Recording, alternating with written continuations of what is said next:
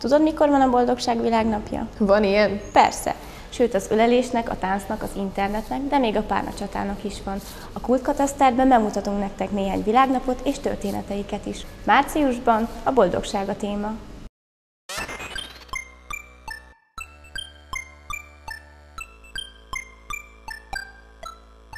Angolul happiness, ezt tudom. In German it's called Freude oder das Glücklichsein. Happiness. Happiness. A boldogság.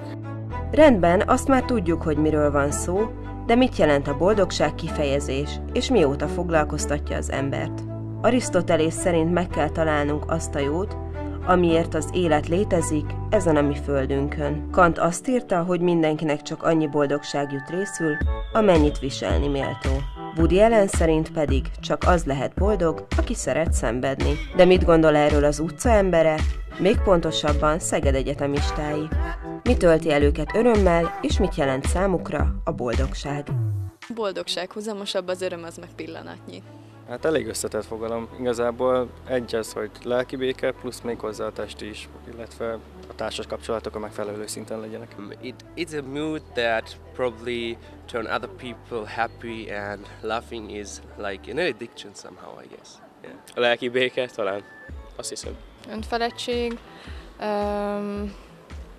Nehéz definiálni egyébként. Ez egy ilyen energiát adó érzés, hogy így lesz tőle az embernek kedve dolgokat csinálni, aktívnak lenni, barátkozni.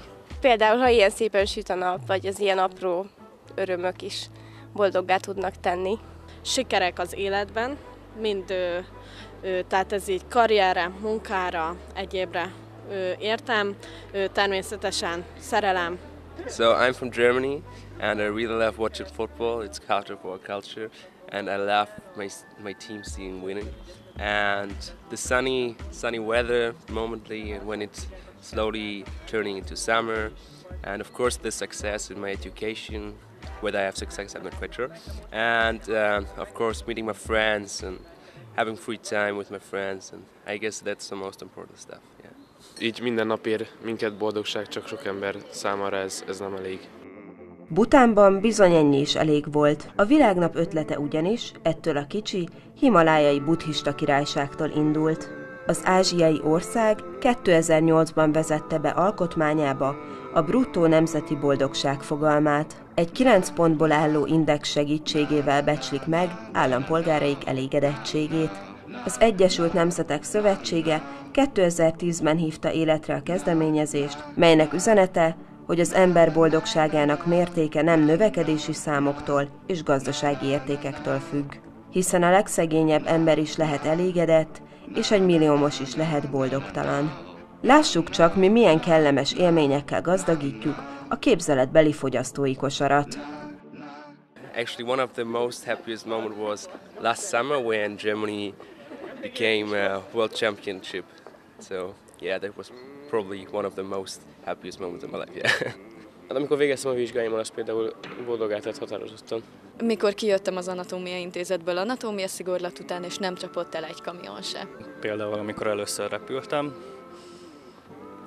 illetve mikor először voltam tengeren édesanyámékkal. Talán az utolsó évfordulónk a párommal, az mindenképp boldogsággal tölt el, és remélem, hogy majd ez a boldogság továbbra is megmarad.